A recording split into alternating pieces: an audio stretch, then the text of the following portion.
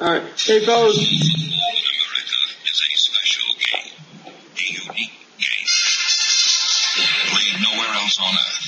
It is a rare game. The man who plays it make it so. One heartbeat! One heartbeat! One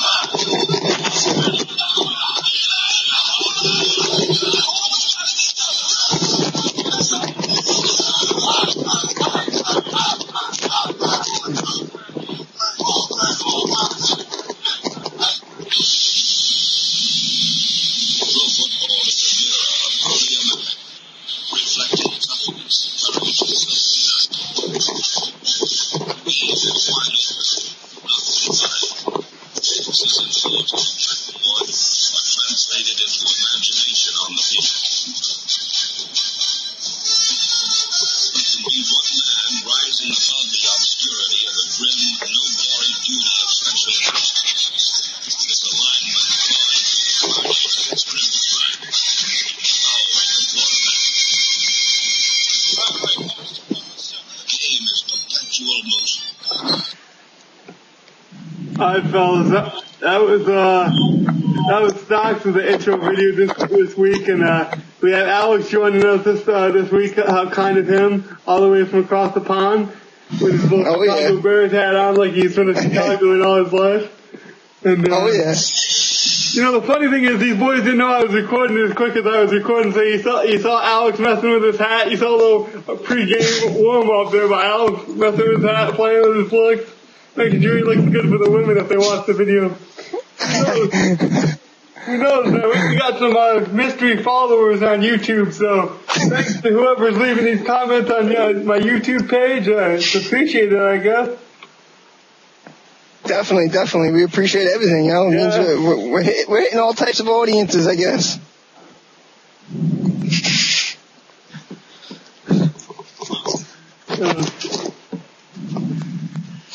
Yeah, so we're having some fun here. We're all giggles and laughs, but let's break down some of these games.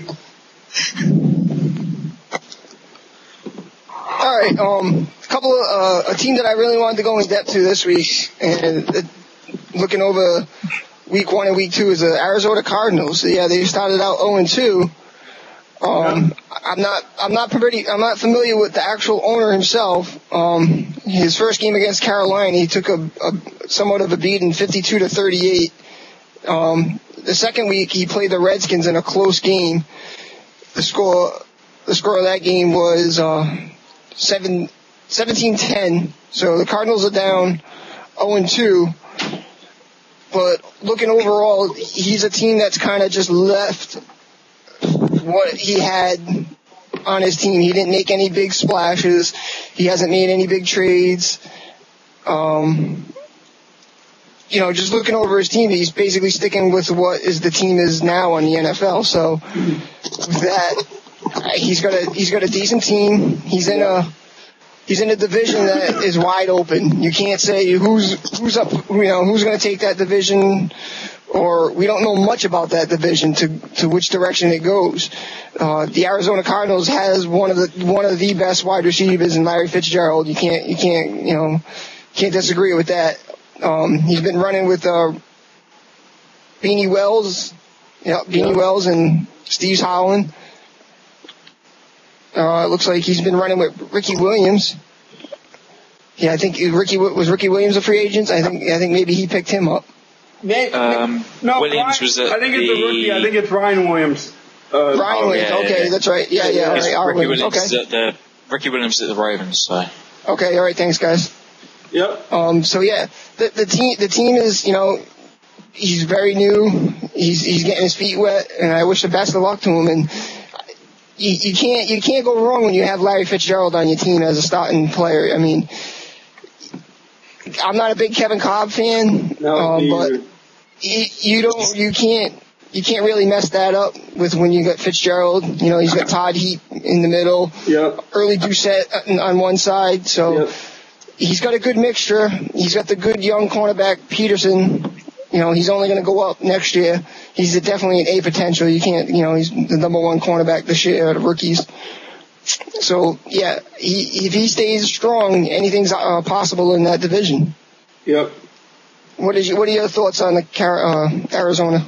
Arizona. I talked to the owner a little bit to give you a little bit in depth in the game. I read his game report, and he did a very good job. And for a new owner, these game reports can kind of be tricky to do. I mean, you don't always know how much detail to give without giving your game plans away. You don't, want to give your next opponent too much of a hit. Plus, you don't want to sound too biased. I think he did a good job. He did say, from what I gathered, that the game wasn't pretty, but he came out with a win.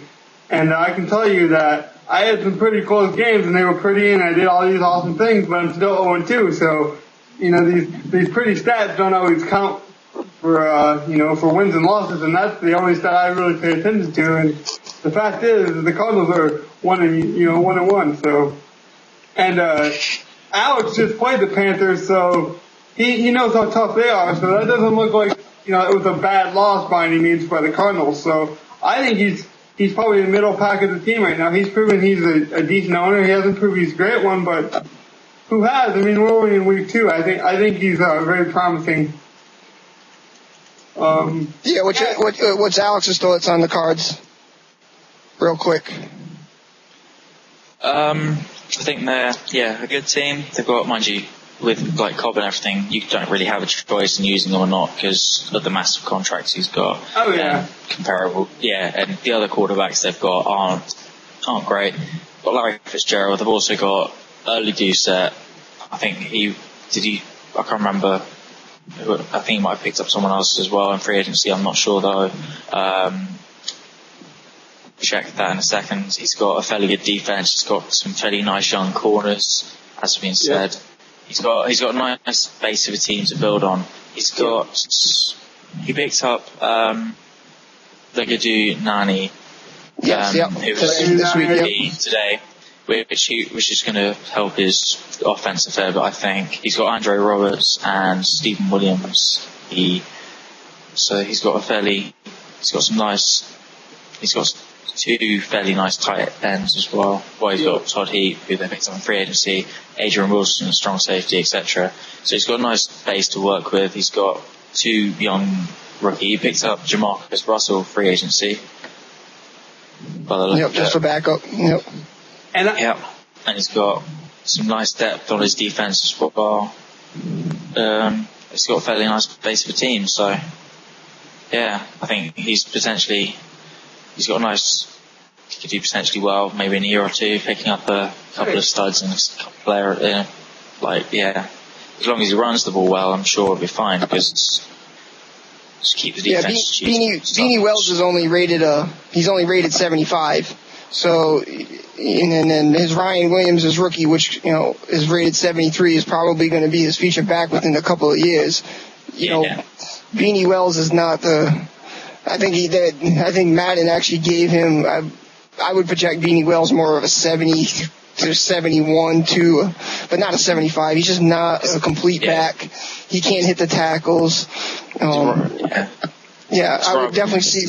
Yeah. He's got Ryan Williams would take over. He's got 8 speed, which isn't bad. 94 acceleration, 90 spin move.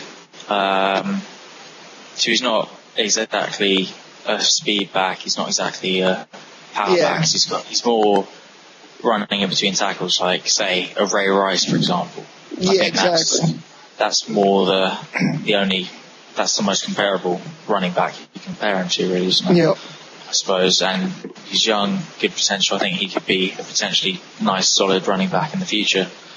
So, and he's on chicken feed for his contract. So, yeah. Ryan Williams he's only 22 years old. He's rated at a 73, 87 speed, 92 agility, 94 acceleration, 85 trucking, 88 vision carry. I mean, this is the guy in the wings waiting for the Carolinas to bust through in my eyes. He's 5'9", but I mean, the speed, the agility, the acceleration, all those 3 things combined to a pretty good all-around back, and he's going to use them out of the backfield on screen plays and pass plays. Right. And he's going to be a complete back within a year or 2. Yeah. I mean, people might dog him for a little bit for his speed. What did you say, 83? But you said his acceleration is a 92. 87. So. He's an 87 speed, so that's 94 acceleration though. So that's got room for improvement. So, yeah. And yeah. Well, I call Larry Fitzgerald a spider because once that guy catches it with his hands, it's like a spider web. It isn't going. And that guy's got the longest legs and longest arms of anyone playing the wide receiver position. So I call him the spider. I don't think the NFL has trademarked that one yet, so I think I can say that on these airwaves. That's my own personal one. And you know what's interesting though? All jokes aside, is the Cardinals guy, he's watching this. I know he watches this show weekly. We've talked to him. And maybe in a few weeks, from his play or if he wants to, let the cat out of the bag, he can tell us which running back he prefers. Does he prefer, Beanie Wells, or is it the youngster he likes to tote the rock with most? Let's look at his stats. I mean, how well did he run? Let me see if I can pull this up real quick. But let's see how good he ran. Let's see. Whose stats are you looking for? Yeah, he gave most of his attempts to Beanie Wells. Oh, okay. But they had about the same amount of yards because Williams has 4 attempts and he broke a long one, 20-yard run it says, and he ended up with 35 yards. Beanie Wells' longest was 8 yards on 16 attempts for 37. So I don't have the motorboat clip up, but you definitely know his motorboat back, don't you, Stack? It's definitely. Oh yeah, buddy.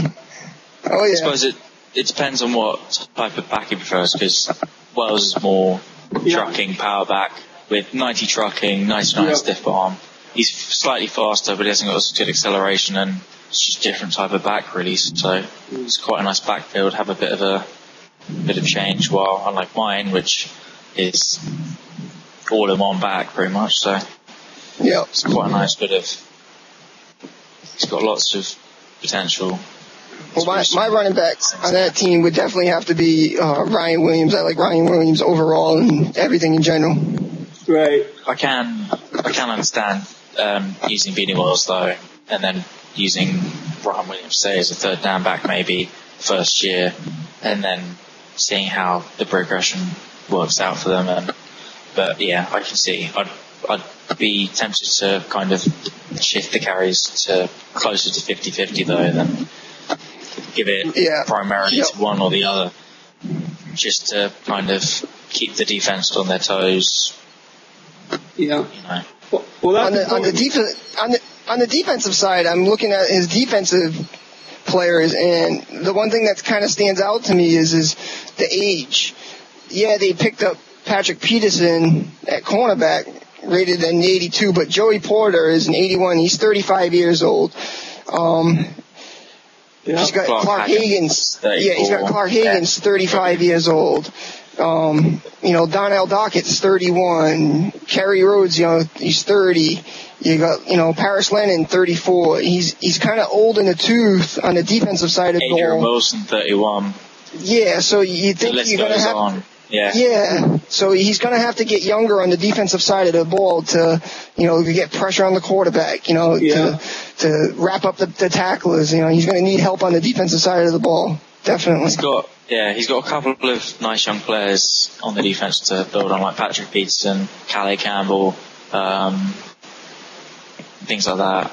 He's got a couple of nice older guys who are going to last a while, but not that long. So it's kind of just adding maybe a rookie. Well, his offense seems pretty nice. Set maybe another receiver.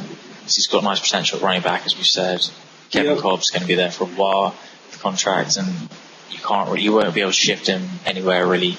It's like, because he's not good enough to people to want him that much with that contract pretty much. They'd rather, say, wait and get a rookie in the draft, for example, because there's quite a nice depth by the look of it. So that. Yeah, he doesn't really got a choice. He's got to play Kevin Cobb just because of the contract and the cap that we have. I mean, he's paying him way too much. Unless he can get a trade, it's not like he can move him out. He's still young. I mean, he's going to last the season, so he's kind of stuck with Cobb. So hopefully he likes Cobb. It appeared he had a touchdown pass to Heap, but in the bulk of the receiving yards, it looks like Fitzgerald did most of his work with 6 receptions and for 85 yards, and he got a 20-yard pass. he caught a 16-yard pass, probably, I'm guessing maybe for the touchdown, but it doesn't look like any, jaw-dropping stats like you said, but it looks like he just fought out and got the victory. And it was a close game. Let's not give let's not talk about the Redskins like he blew the Redskins out, because the Redskins ended up winning this game. So. Yep. Yeah. So on the defensive side of the ball, he's definitely gonna have to. I got to drop for him.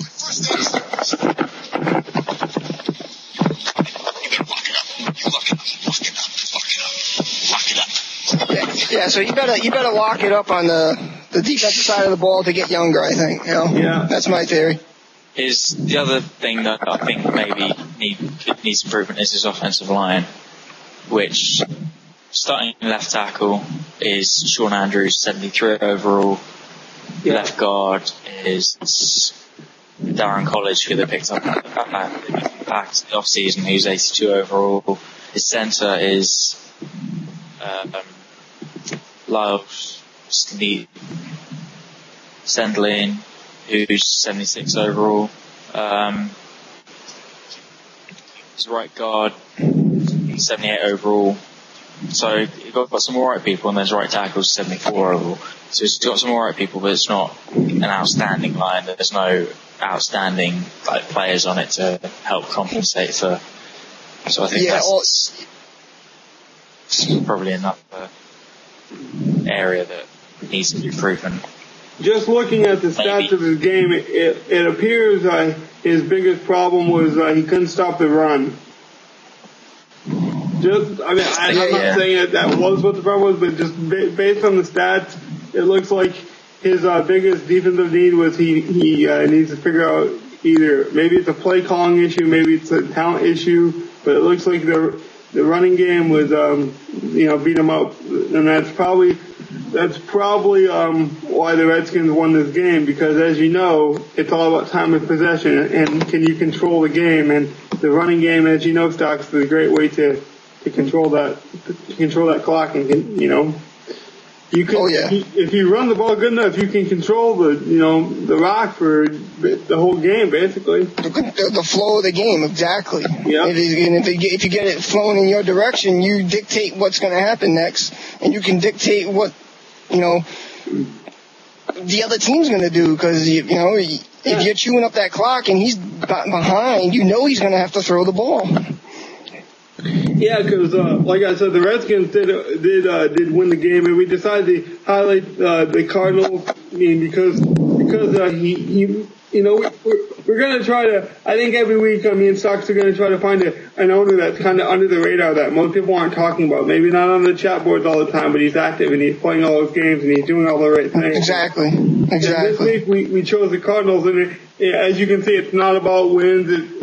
We take a lot into account. We take, how passionate the owner is and how, what his potential is. And I mean, it wasn't a bad game. It wasn't like the first quarter, the Cardinals actually had the lead. Then no one scores in the second. Then the third quarter, the Redskins finally get on the board in the third. Then the Redskins outscores them by 3 points in the fourth, and there you go. So the touchdown was really the difference. One big run, and I think from his game stats, he said that the running game was the difference. I think he said the Redskins broke off like a 20-yard run. So if you eliminated the big plays, you probably got the win. And believe me, I'm not saying it's easy, because that's what's costing me some victories too. So I know what that's like. Well, we're way over time, boys. We're having too much fun talking about the Cardinals, though. We gotta get out of here before the cows start mooing and the chickens don't hatch their eggs anymore. So we gotta go. We gotta run. We'll do this again. We'll definitely roll out another segment. Peace out, guys.